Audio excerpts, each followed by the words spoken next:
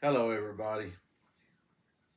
Last night I got up about between 1 and 2 o'clock in the morning, and while I was setting up on the side of my bed, of course, I had a neighbor come over to help comfort me because sometimes I suffer from anxiety as a result of losing my eyesight. And while I was sitting there, I started thinking about things of the past, not the vicious and evil, vile things I used to do, but I was remembering some of my former habits. Movies I had watched and games that I had played, and minor things that I had done, things that I really didn't take into consideration or take account for. And then something spoke to me. I'm assuming it was an angel of the Lord or the Lord Himself spoke to me and said, "How do you think this rugged heart of yours got formed?" And I'm like, "I don't understand, Lord. I was just playing innocent video games, or I was just doing this. It was innocent." And it was more or less revealed to me how innocent really was it. The human mind and the human body is like a computer. We have to train ourselves. In other words, another word for training is program. It's just like when you're in school and you're studying in your English book or your math book. You are programming your mind on how to learn, developing its learning ability, learning how to solve mathematical problems or sentence structures or spelling, whatever the case may be. You get the idea because we all had to go to high school and graduate. And we all have pretty much went to college and so forth. So we understand that these schools and classes were programmings. Even so, the classes, the courses were called programs. And the English is a program, and industrial maintenance is a program, brain surgery is a program. Uh, so we're basically training our minds and our bodies to respond in accordance with the quote unquote program.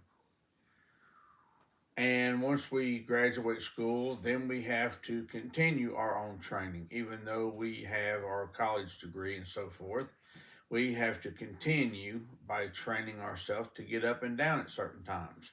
Some people have to be at work at 3 a.m. So you've got to train yourself to get in bed at 6 p.m. so that you can get 8 hours sleep in order to get up at 1:30 or 2 o'clock in the morning to be at work by 3. And you also have to train your body in order to be able to work 12, 24, and 36-hour shifts. If you're in the medical field, you know that that's very true. So we train ourselves.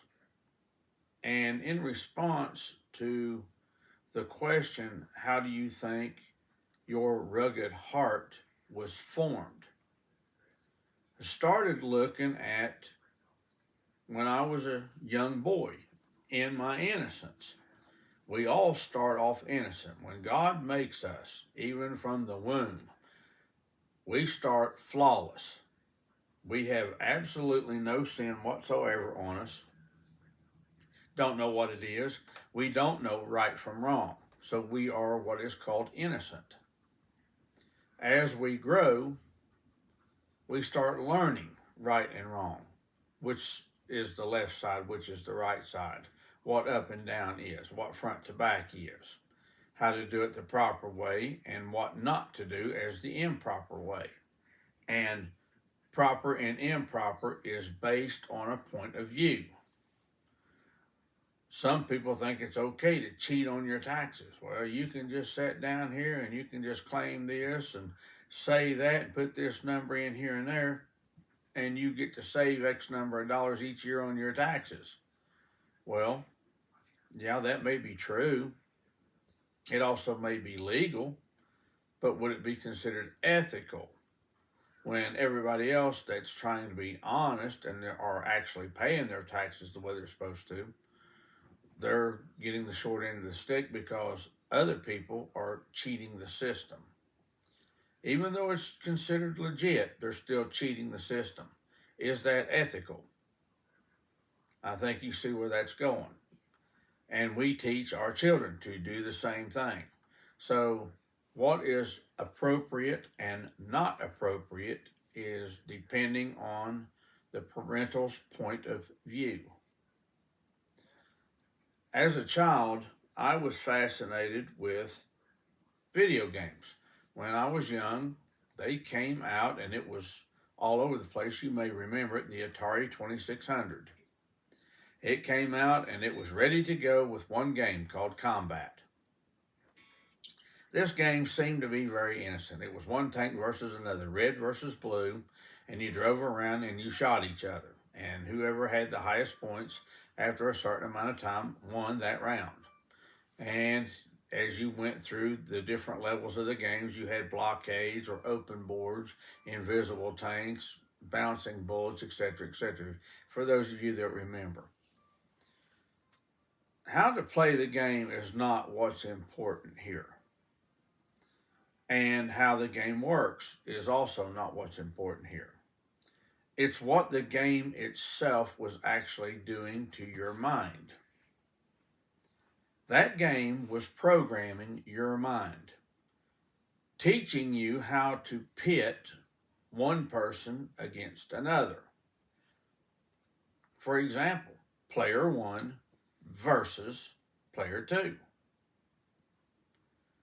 Generating opponents means player 1 needed to attempt to beat up player 2, or player 2 needed to try to beat up player 1. You see where this is going? This is a program to teach you how to handle yourself and make your fellow man or your opponent your enemy, and how to handle yourself viciously. And when I say the word viciously, this is what Lucifer does. He handles things viciously. And the Bible does say, he turns man against his brother till man exists no more. This so-called innocent game is not so innocent when you look at it. It's teaching you to become enemies with one another. Even though it's a friendly game, you are still shooting your opponent to try to destroy what's his. And he is shooting at you, trying to destroy what's yours. The competition is who has the highest score. This also generates a winner and a loser. It generates a competitive nature. The winner, obviously, to the victor goes the spoils, the bragging rights. The one who throws his chest out. You're terrible at the video game because I just beat you, and that makes you a loser. And this is exactly the attitude that goes on between two people. Now, if you are the losing person, you don't feel so good because, well, you're all humble because player 1 had beat player 2 and he just kicked your butt all over the place and he's really rubbing it in. So you don't feel so good. See how one person is being pitted against another? It's happening and the game is over. This game caused this to continue. See the program? Turning man against his brother until man exists no more. And a video game is just a basic program to help program you and your mind and your heart, your spirit, your feelings into doing this. You see?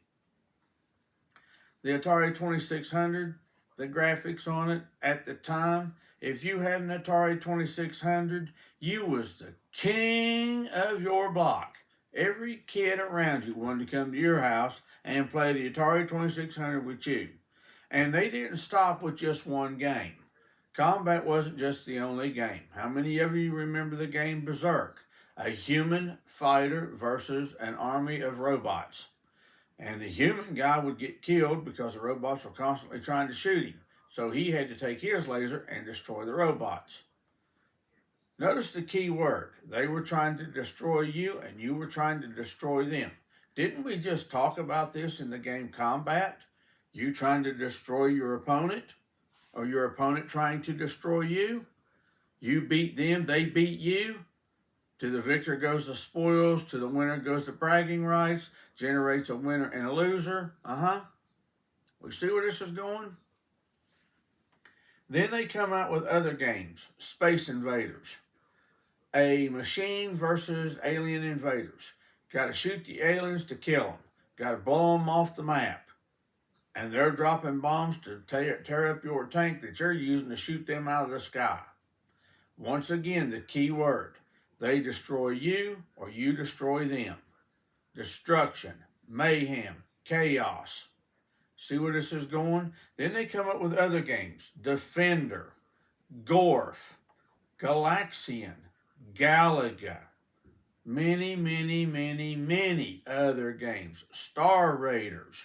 They come out with Quicks. Quicks was another game. And you're saying, well, Quicks is nothing more than taking this little old cockeyed square and drawing a little square and then filling it in with a color. It was brown if you was slow and blue if you was fast. Well, that's true. You had these little sparklers running around chasing you down too. And you also had this Quicks, this matrix running around. And if it touched you before you completed the square, well, it killed you.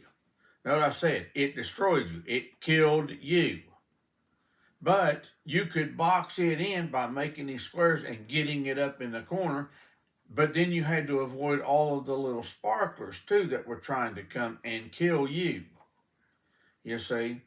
And it was one level after another, and it kept getting harder and faster and faster and harder. And this was a play on your feelings. This was like, I'm getting stressed out. You're getting stressed out because the game's trying to destroy you. And then you get aggravated because you get to a certain level and you can't get past it. And then you get stressed. Well, I can't beat this level. I'm getting aggravated. I'm sick of playing this game. See where we're going?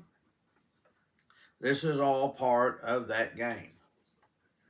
The gaming system. Everything. Doesn't matter what you was playing. You could put in a game like Donkey Kong. Well, there's no destruction in Donkey Kong. Really? You don't think so? Mario in level 1 runs up a steel floor, climbs up a ladder, grabs a hammer, and then what? Smashes a barrel. That's destroying a barrel being thrown at you by this ginormous gorilla who has your girlfriend at the top of the so-called stage.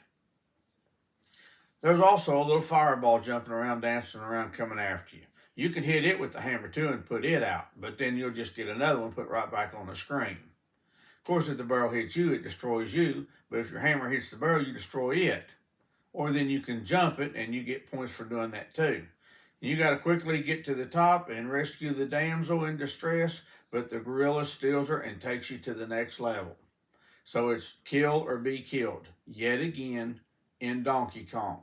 The same thing in Pac-Man, the same thing in any other Atari game that you can come up with, even Street Racer. If you wreck in Street Racer into another car, your car is destroyed. The object is you've got to get as much points as you can by passing as many cars as you can, as fast as you can, in a limited amount of time. And if you wreck, then you lost your car. And it generates stress because you're going at a high pace and you're going really, really fast. And when you get to where you can't get past a certain level, you're stressed out. I think you see where this programming is going. Once everybody got sick and tired of these squared out pixels, people ventured to Coleco and Commodore 64s and some certain Radio Shacks Then came the wonderful Nintendo. The Japanese released Nintendo and the game Super Mario Brothers and Duck Hunt. Everybody remembers. Let's take a look at Duck Hunt. You got a pistol and you're shooting pixel ducks on a screen. Shoot to kill the duck so that the dog can catch it and you get a point. Sounds like shoot to kill. Shoot to kill. Training for your mind. Well, let's take a look at Mario. That's just running through obstacle courses. Is it really? Okay, let's take a look at the obstacle course. You start off as this little itty bitty tiny midget Mario, and you run along and you hit a little question mark square and out pops a mushroom. Now you go from a little tiny Mario to a great big Mario.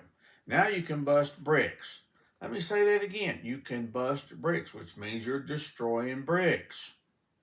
And you continue on and you're stomping on mushrooms and you're dodging bombs and you're dodging turtles and stomping on turtles and kicking them and so forth and so on until you find the fire flower. Then you eat the fire flower. Now guess what? Mario has his own weapon. He spits fireballs and he can take out piranha plants in pipes. He can take out little flying ducks and geese and certain bombs and stuff. He can even defeat Bowser by spitting fireballs and killing him. Either you kill him or he kills you. Not so innocent anymore, is it? Death, destruction, mayhem, all for the point of entertaining your mind.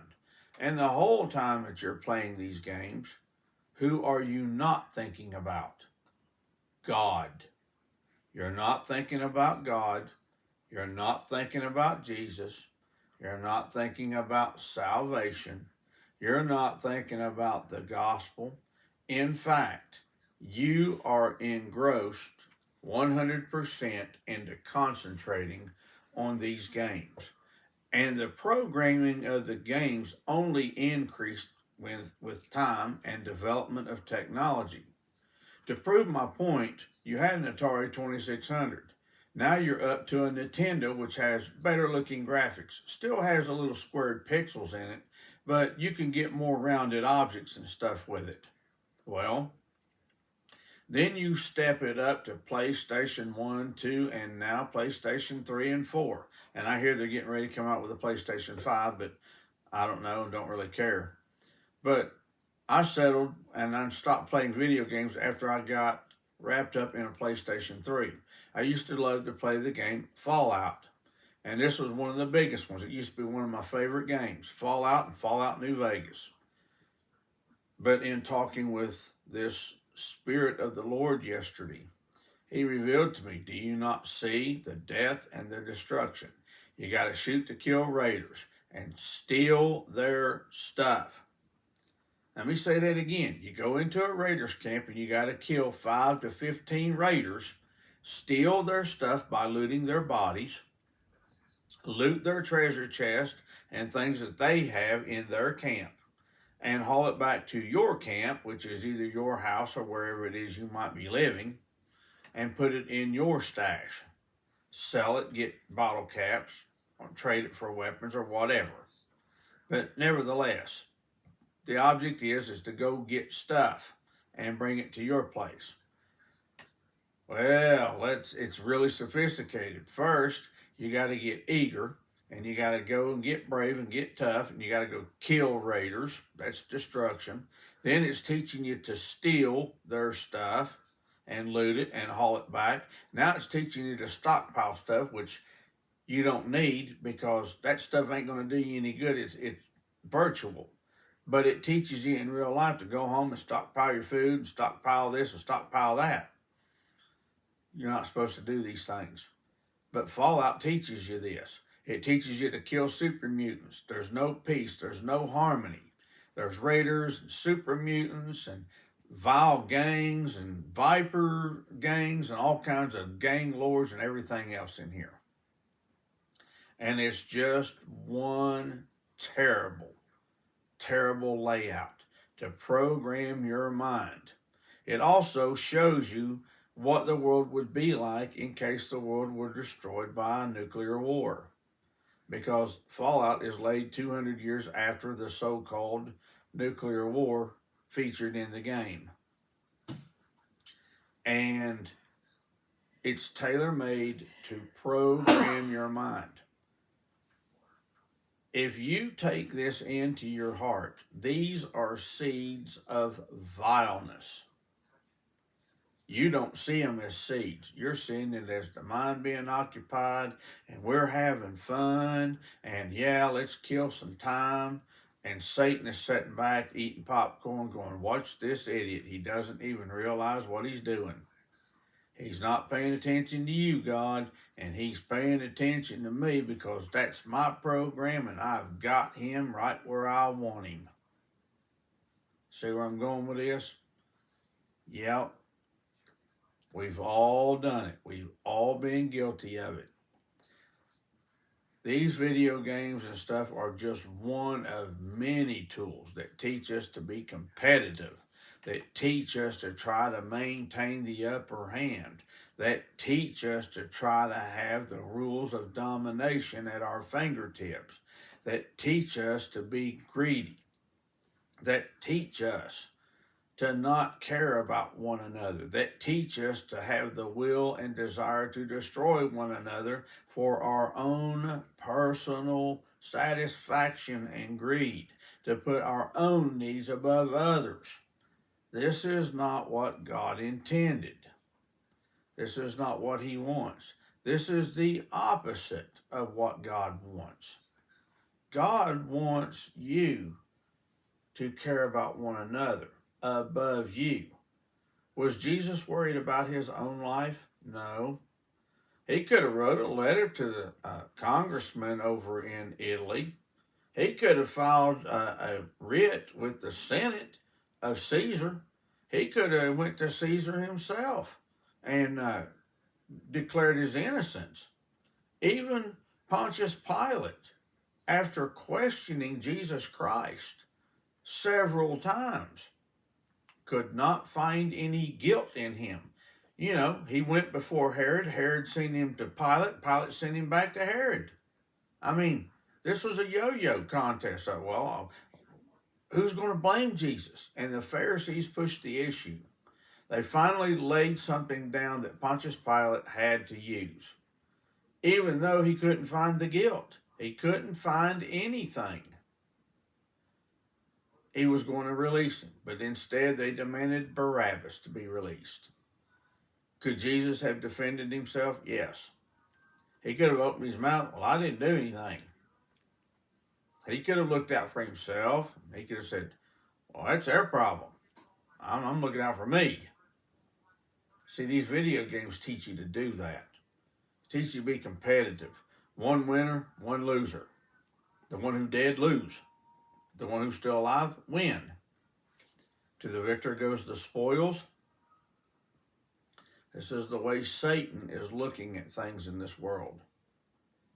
He doesn't care about you. He don't care about me. The only one he cares about is himself. And if you look at the world as it is today, you're going to see a world that he has perversed and corrupted. You sit back and go, why are people so cold-hearted? Why do people just look at you and would just as soon kill you as to help you? Why is it that people are like, this is my stuff, you can't have it. I don't care if you're starving to death. You go get a job and bring me some money, then I'll give you something to eat. Go to McDonald's and tell the manager that you haven't eaten in 3 days and see what they tell you. They will grab you and take you outside and tell you to go get some money, and then when you come back, they'll sell you a hamburger. Now, you may get lucky and a customer in line may go, wait a minute, I'm going to buy you something to eat because I don't want that on my conscience. But the store itself, they ain't going to give you nothing.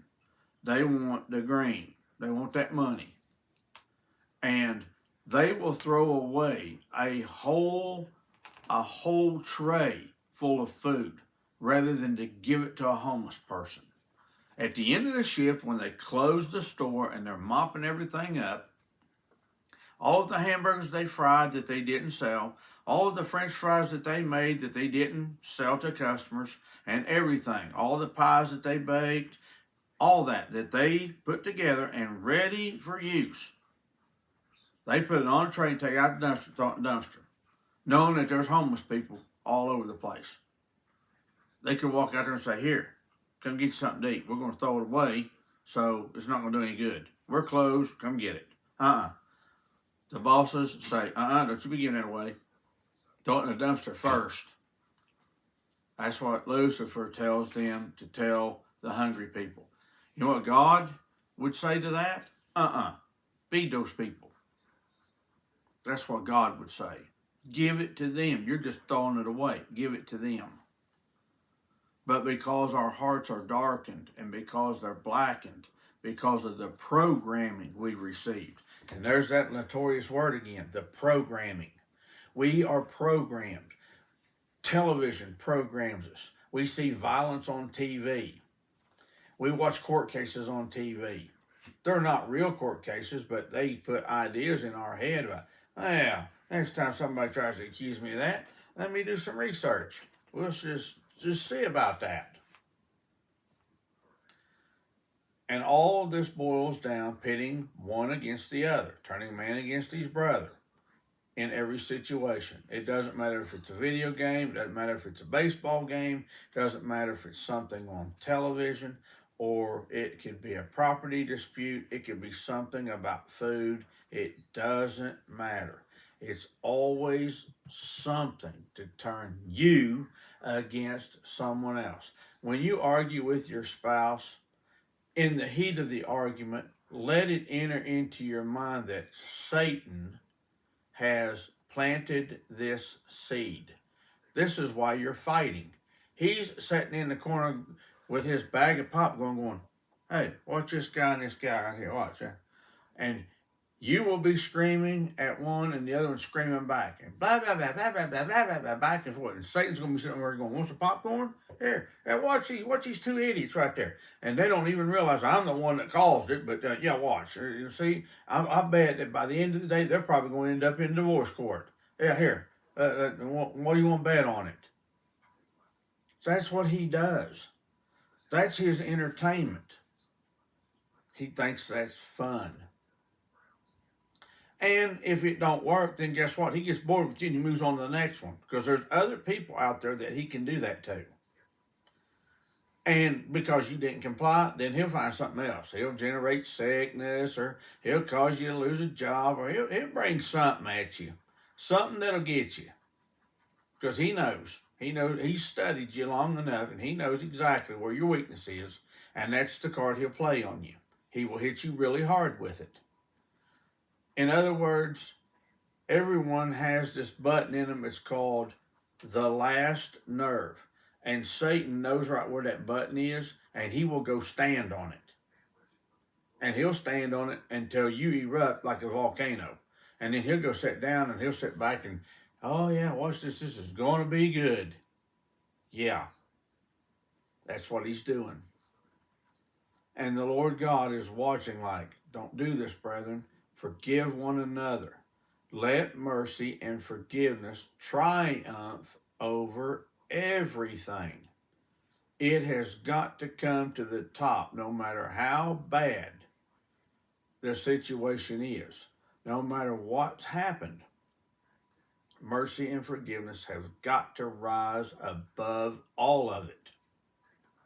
Because the minute it doesn't, that's when you break. That's when you go down. To condemn your neighbor of something condemns yourself. And it's because you have been programmed. That's all it is. It's all about the programming. Your heart becomes dark. It becomes scarred. It becomes vile because of the programming. Look at boxers. The first time a person gets hit, they're not used to it. Takes them a while to recover. But the more they get hit, the tougher they become. And then when you hit them, it doesn't hurt them as bad. Now, eventually, the body's going to go, I can't take any more punches. We've taken all we can take. Many professional boxers have suffered this. But starting off, if they catch a really good punch, oh, it'll devastate them until their body adjusts. Hey, this is what we do. We're going to learn to take in punches. But then after they've taken so many of them, after you've had so many hits, can't take any more. Then you got to retire. It's just the way life is. Your body gets programmed, and then it's hard to deprogram it. It's like a rat pellet in your cookie dough. You can save the cookie dough if you're very careful about it. Most of you go, just throw the whole thing away and start a new batch. That's so much easier. Well, unfortunately, if you do that, you're not going to be going to heaven, because you'll be throwing yourself in the only garbage can there is, and that's the pit. You see, with your spirit, you have got to try to clean it up. This is why Jesus came. There's only two ways. Use it or lose it. Do it or don't do it. You're either heaven bound or you are hell bound. There's no in between. And this is why Christ came. This is what his mission was. He came to save all of us. He gave up his own life to do that. Break the programming. Start reading your Bible. Cast aside the things that you have been taught and be taught by the Spirit of God. Let that be your guide.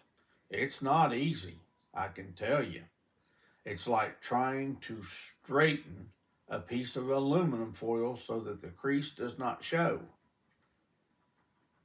It's very difficult. It's not impossible. You can do it. God can help you, but you've got to really work at it. So be on the lookout for special programming. And Satan has a multitude of tricks to use. A multitude. He can divide things like church, family, money, ideas. He can split you health-wise. He can program you with video games and competitiveness. He can program you with deceit. He has many weapons. Many. Got to watch out for him. Take care, brethren. God bless you.